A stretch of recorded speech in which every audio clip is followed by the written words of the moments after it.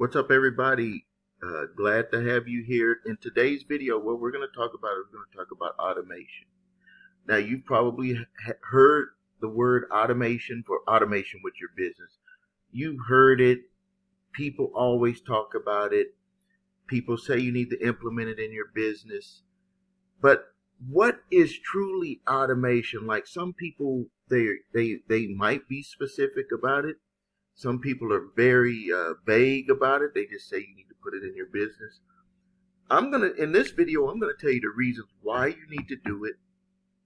Because if you don't have automation in your business, you're just making it very tough. So for me, I'm just gonna tell you what happened for me when I put automation in my business. Number one, I needed less employees.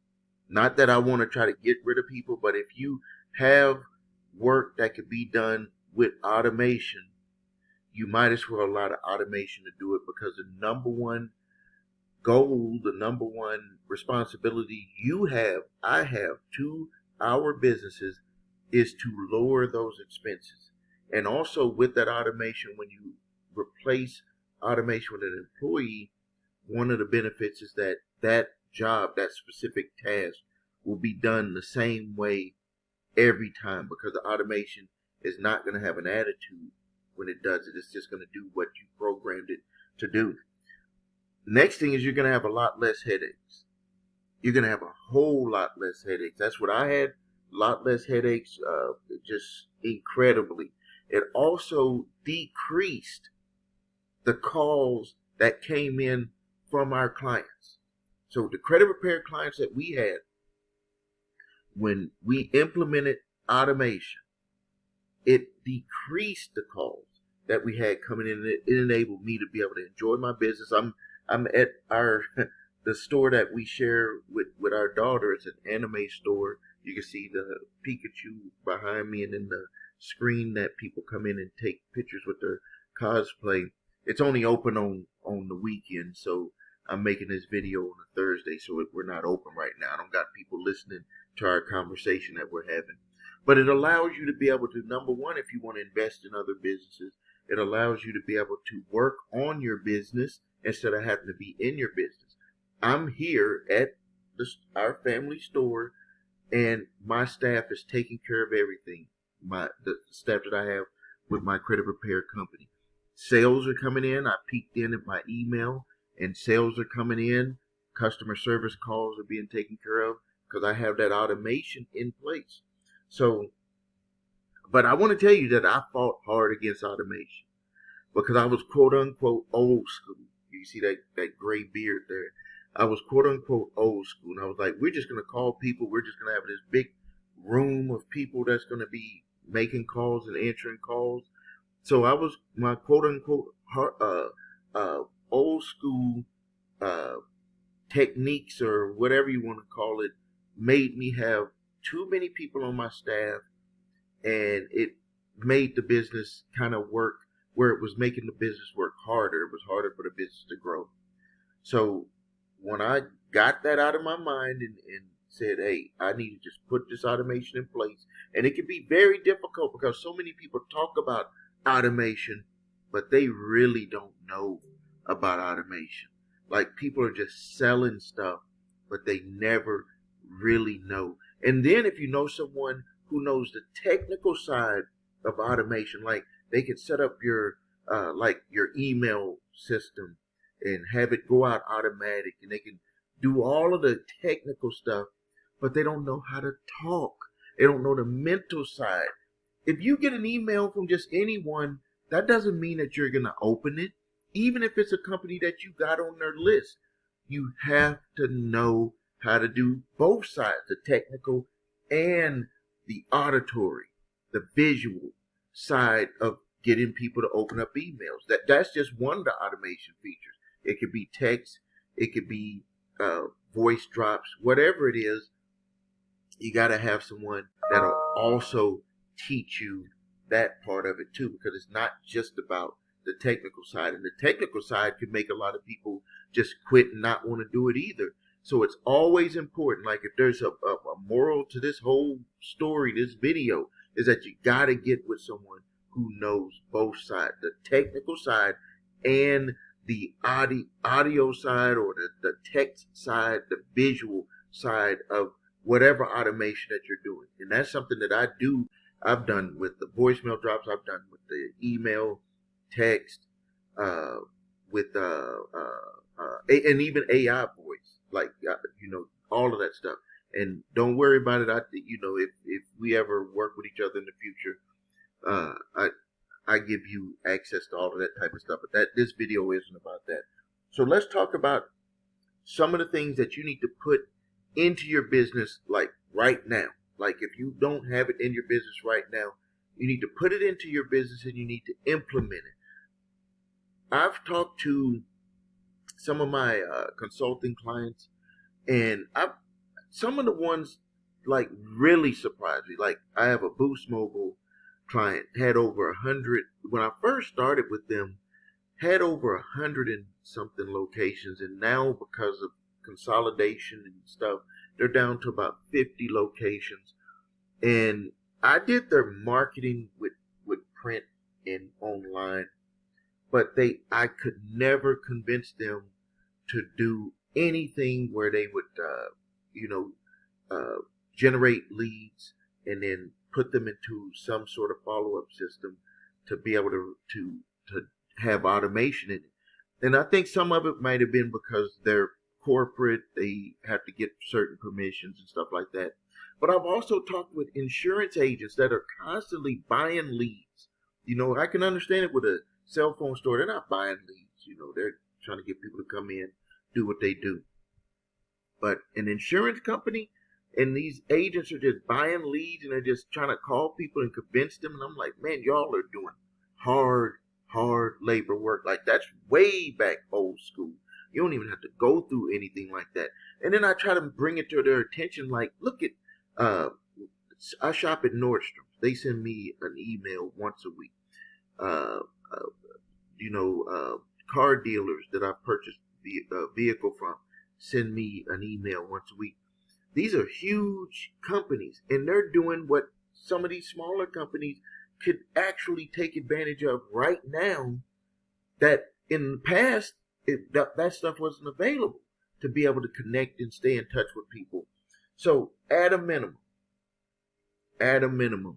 you should be capturing leads.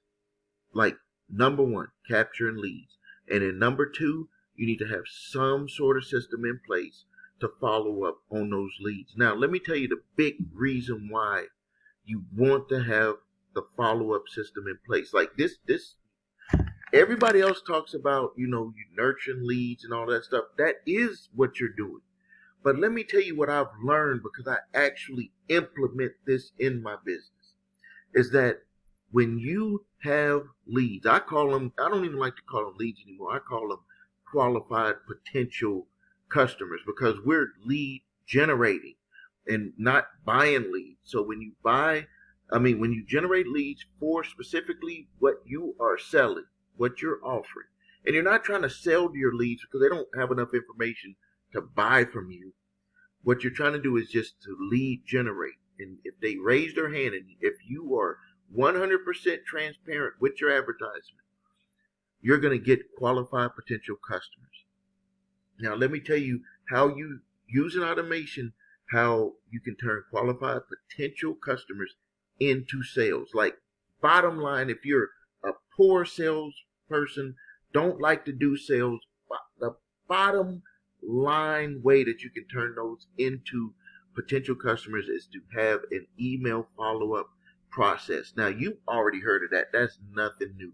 But let me tell you what people don't pay attention to, with the power of what you have with that. And that's what I implemented in my business. And I started doing it. I do it for every one of my lists that I have. Is that when I'm introducing a product or service, and I have them on that list. So remember, I'm 100% transparent with what I do. So when I generate that lead, it is exactly for what they're signing up on my list for, exactly what I'm offering. To get more information about it, not a bait and switch.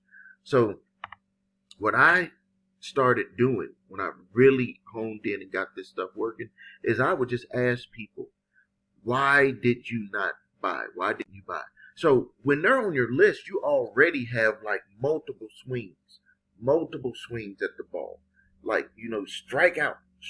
And as long as they're on your list, you have as many strikes at the ball to hone in on how you're selling your product or service to people. Like, that's just at a bare minimum. There's a whole bunch of other stuff that you could do, but just at a bare minimum. So let's just say you're fully transparent with your advertisement, and then people become leads, which would be qualified potential customers because you were transparent with your advertisement, not a bait and switch.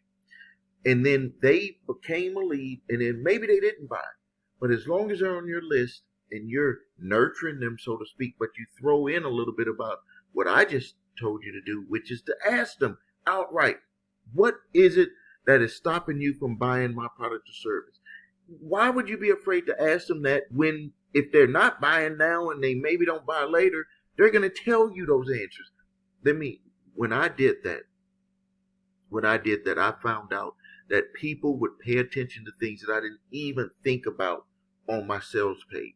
And I was able to make those little adjustments on my sales page. And guess what? Started getting orders when I was asleep. The best money, I'm here to tell you, the best money that you can make is, number one, money when you sleep. Second best money that you can make is like what I'm doing now, where my staff is working and they are making sales for me. So I'm making money when I sleep because I had orders even last night. Like someone ordered in the middle of the night one of my services, $800 and something in the middle of the night. And then a few other people early this morning, like 6 a.m. in the morning, way before we open. We don't open until 9.